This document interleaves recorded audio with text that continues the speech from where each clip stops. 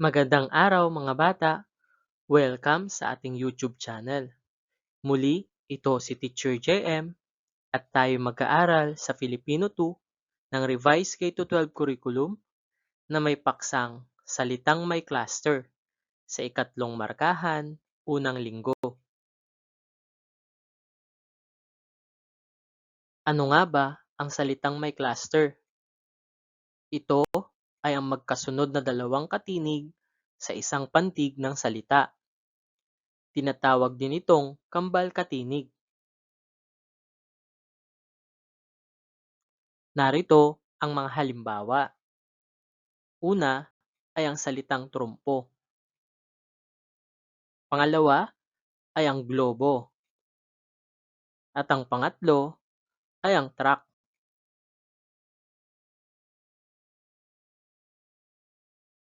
At narito pa ang iba pang halimbawa ng salitang may cluster.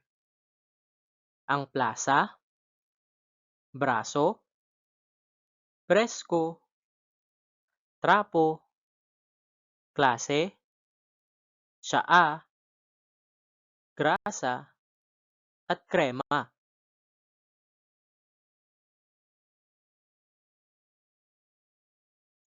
Ang salitang may cluster ay maaari itong makita sa unahan kagaya ng salitang trumpo.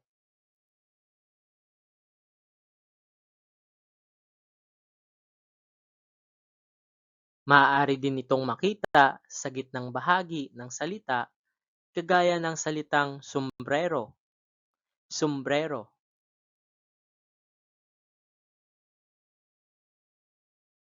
At maaari din itong makita sa hulihan ng salita kagaya ng salitang Disyembre, Disyembre.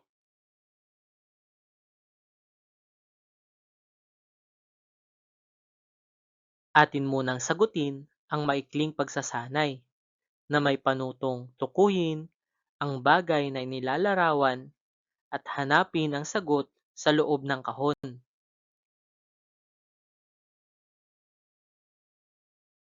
Una, araw ng mga patay.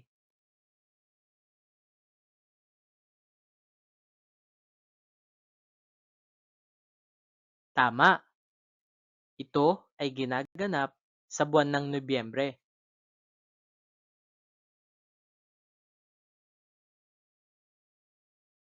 Pangalawa, kinakatakutang tauhan sa pelikula.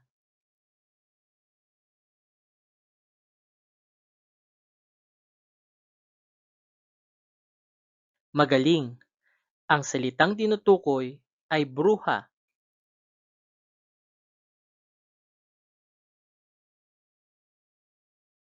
Pangatlo, buwan ng Kapaskuhan.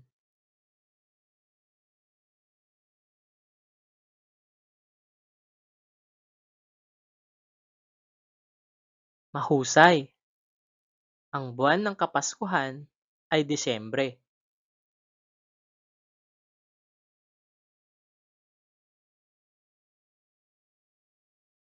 Pang-apat, isinusuot sa ulo.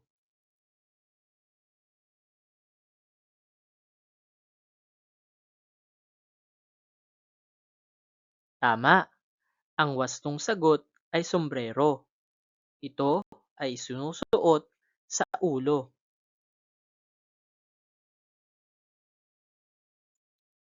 At ang panglima, uri ng medalya.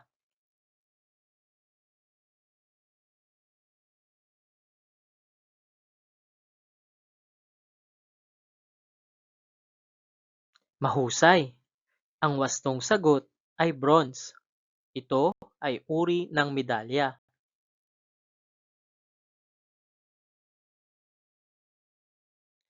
Ating tatandaan, ang salitang may cluster ay ang magkasunod na dalawang katinig sa isang pantig ng salita. Tinatawag din itong kambal-katinig. Ito ay maaaring makita sa unahan, gitna, o hulihan ng mga salita.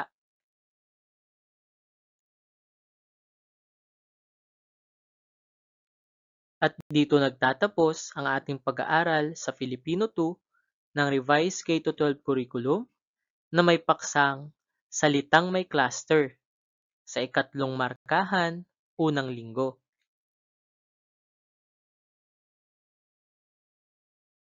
Maraming salamat sa inyong pakikinig. Muli, ito si Teacher JM at huwag kalimutang mag-subscribe sa ating YouTube channel. Please like, comment, and share, and click the notification bell for more videos.